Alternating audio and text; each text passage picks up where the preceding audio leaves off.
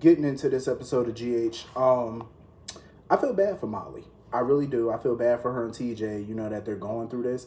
But I do agree with TJ that the hormone therapy is not forever. You know what I mean? Like, even though she's not going to be ovulating while she's taking the hormone medication or doing the hormone therapy, it's not forever. You know what I mean? It's just to help her get rid of this disease that she has. Once that's taken care of, she can get off the medication or the therapy, whatever they're gonna have her do. She can get off of it, and they can start looking at baby options. What's the best course of action? Molly shouldn't blame herself. You know what I'm saying? A lot of this stuff, fertility issues, is very common. It's nothing that she did wrong. You know what I mean? And I definitely agree with Alexis that she should not be looking at the internet, trying to research things on the internet, because not everything that she sees is going to be accurate. You know what I mean? So I don't want her to go up there looking up stuff and it's a bunch of hoopla, because that's pretty much what the internet is sometimes. It's a bunch of internet doctors that think they know medicine and they don't. And she's going to read something she thinks is facts, but it's not. She should just listen to TJ and listen to her primary physician. You know what I mean? They studied medicine. They know what they're talking about. There's options. She has a lot of options. You know what I mean? This is not the end. I don't know. It might go into a surrogacy thing. I don't know. If it does go into surrogacy and they do choose to pick Christina, I think that's going to be a hot mess, because I already could see where that would go. Like, Christina might get attached to the child, and we might have a Lulu, Maxie, Dante situation all over again when Rocco, was born. Might have a whole situation when Rocco was born and Georgie was born and all that good stuff. It was a hot mess during that storyline, so I could imagine what this one would be like. So anyway, moving on from that, I am so happy that Jane Elliott has come out to play. She came out of retirement for a minute to reprise Tracy. It is always a treat to see Tracy. The way she waltzed her ass into the Quartermain mansion was freaking hilarious. Like, she always got some little dig or some little shot at Monica, and I love it. Tracy ain't never gonna change. And I hope she don't. I love that she's still looking out for Luke's side of the family, his kids and stuff. Like, she's doing whatever she can to look out for them and make sure that they're good. I love how she tried to ride to the rescue for Ethan.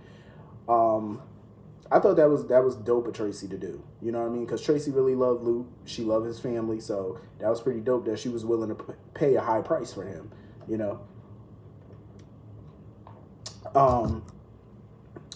And it was good to see, Felicia and Ethan catching up and whatnot.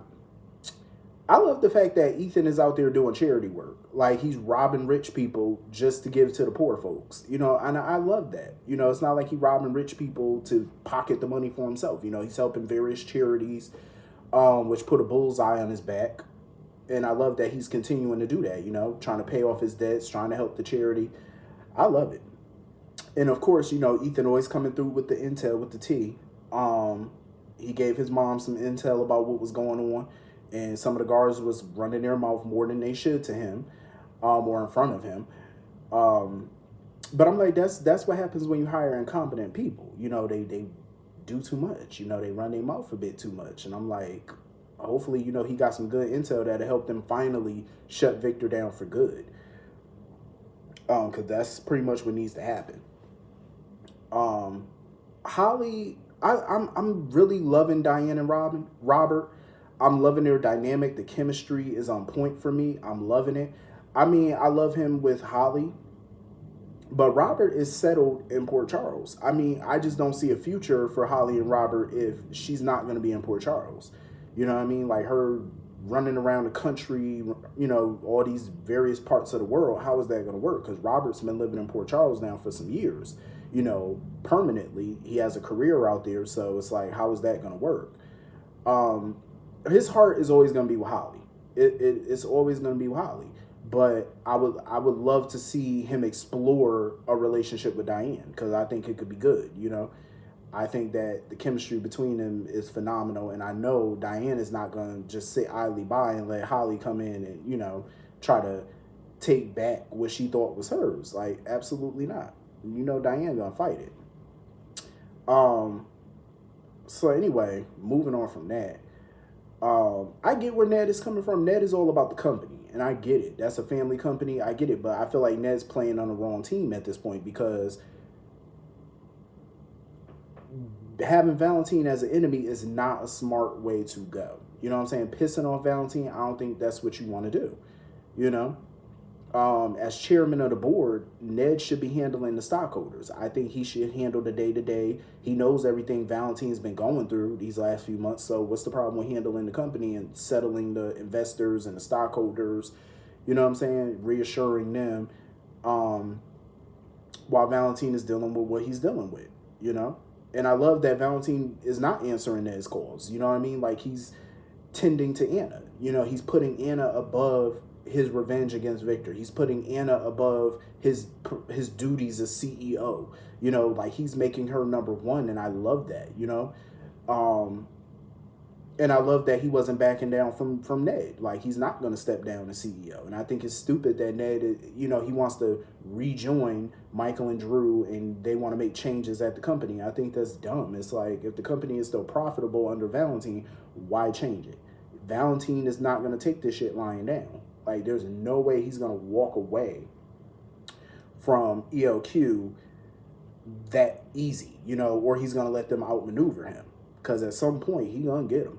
Ned better remember who team he on. Because at the end of the day, if it wasn't for Valentine, Ned wouldn't even be chairman of the board. Ned would have a very insignificant role within the company if it was up to Michael and Drew. So I understand Olivia and everybody happy that Michael and, you know, Ned are finally getting along. But at the price of having Valentine as your enemy, you really want to do that? I'm just saying. Like, to me, it just ain't worth it. Portia need to calm her little self down. Like, I get that, you know, her daughter missing or whatever, and Victor is very unpredictable, but if I was her, I would listen to Anna. Like, at the end of the day, yes, Victor definitely is unpredictable. He definitely would have no issue with killing Trina. But for right now, it does serve a purpose to keep her around. Because as much as he wants, you know, to make an example out of people or show people that he's, you know, not to be fooled with, he also wants to control Spencer. And right now, the best way for him to control Spencer is Trina. Trina's the leverage so far. You know what I mean? That's the leverage he needs. So if that's what he wants to do, he's going to keep doing it. Finally, Drew is becoming of use in this storyline for once. Because majority of the storyline, Drew has done nothing. So it's about time that he finally got a lead on this thing. And now they know where the Hornet Star is, which is good. I love that Valentine, you know, Valentine didn't even want to go. But you know what? Anna told him basically, you got to go. You got to do this. That's your father. If anybody's going to put an end to Victor, it needs to be Valentine. Valentine need to be the one to put him down. So I love that Valentine was like, all right, I'm going. You know what I mean? And I love badass Laura. Laura was so badass because Robert was like, oh, the WSB not going to get along because it's international and it's a lot of red tape. Laura didn't want to hear that. Laura said, listen, I'm going. I got to get my family off that boat. I got to get other, you know, casualties off that boat.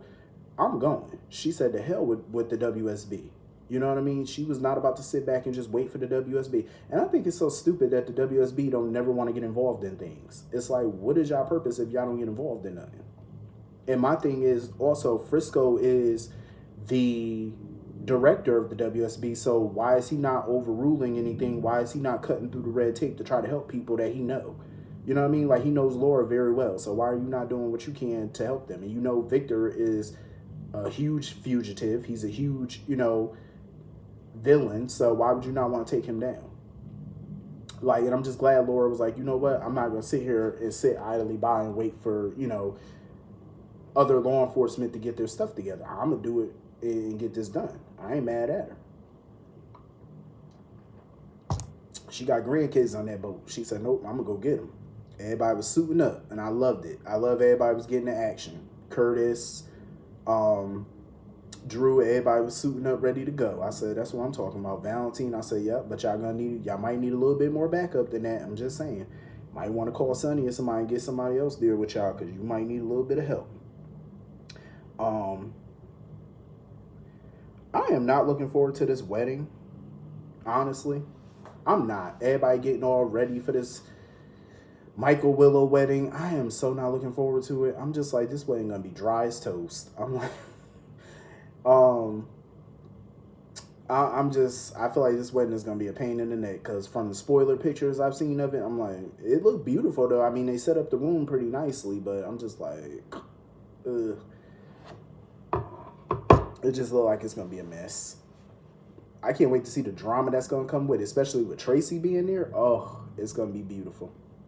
God know Tracy gonna have some slick talk. Um, I'm really happy that she back though, because that's my boo. So I know she gonna kill it. Anyway, that's pretty much the whole episode. Have a good day. Peace.